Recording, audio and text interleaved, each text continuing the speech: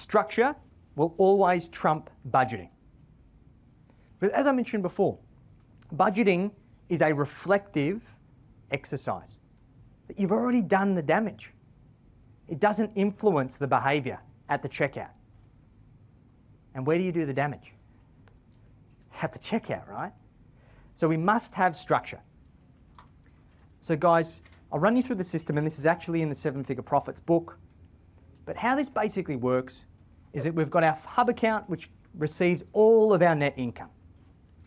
Our salary from the business, profits, net proceeds from any of our investments that we receive, it all comes into the hub account.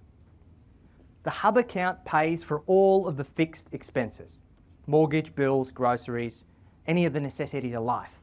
And there is a debit card attached to that. So if you go to the grocery store, that is the card that you tap, because we don't overspend on fixed expenses. We spend what we need to spend. Now, who here uses a credit card? Not many, which is good. Okay. We ideally don't want to use a credit card. We've proven this through analysing the data of our clients, that those who use a credit card, even if they pay it off monthly in full, typically spend 12 to 15% more, because it is not their money. It's called mental accounting. They validate the free points and the interest-free days that justifies additional spending above and beyond using their own money.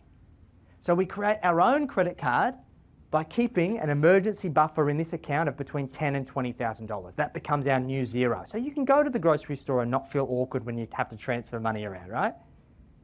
And if there is an emergency, you can tap it. But if that number ever gets below your emergency fund figure, then that's a warning bell, right? Something's gone wrong. We've overspent.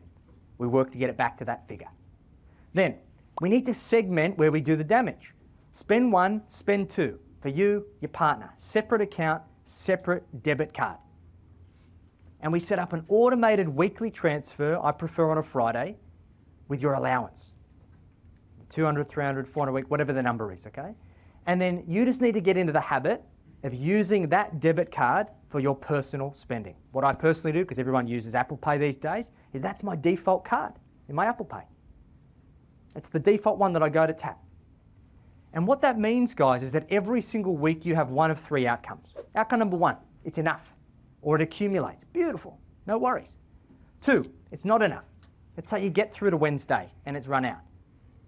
You decide to defer your spending. I'll buy that next week when I get my next allowance. Or three, you're adults, right? You really want to buy something. You don't have enough in your spend. You send a quick text to your partner and say, hey, I'm borrowing some money from the hub to go buy this thing. I'll top it up next week. You do a one-off transfer, you buy it anyway. The difference is that you've now spent that 30 seconds or 60 seconds of the checkout scrutinising whether you need that thing. 8 times out of 10, you won't buy it.